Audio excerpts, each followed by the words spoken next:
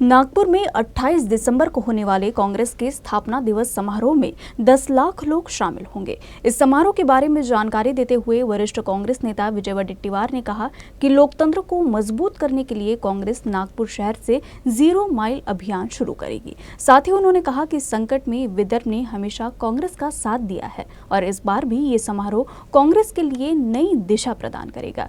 वडेट्टीवार ने बताया कि कांग्रेस 138 रुपए चंदा देकर सदस्य बना रही है। इस दौरान उन्होंने भाजपा के सदस्यता अभियान पर भी निशाना साधा।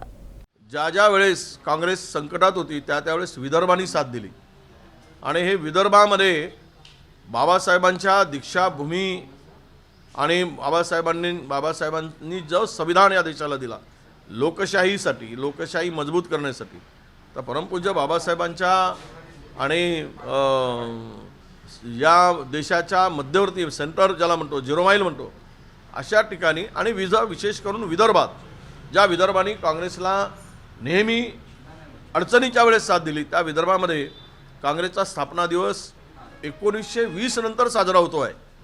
आजचा हा 138वा स्थापना दिवस आहे काँग्रेसचा आणि 1885 ला काँग्रेसची स्थापना झाली।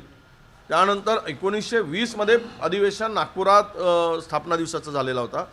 त्यानंतरचा इतक्या वर्षानंतर आज ही संधी महाराष्ट्रामध्ये नागपूरला मिळते, विदर्भाला मिळते आहे। अच्छा, डोनेशन 138 रुपये हा पक्षाचा 138 रुपये आम्ही घेतो। आम्ही काही फुकटामध्ये ते मेंबरशिप करत नाही। मिस कॉल द्या, मेंबर व्हा आणि मग आमचे एवढे मेंबर झालेत हे फुशारकी मारत नाही आम्ही।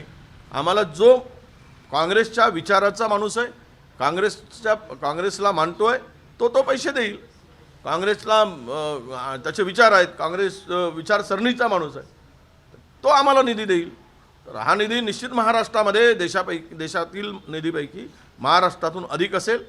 महाराष्ट्रामध्ये स्पष्टपणे जनता आता काँग्रेसच्या पाठीमागे उभी होत आहे हे त्यावेळेस दिसेल।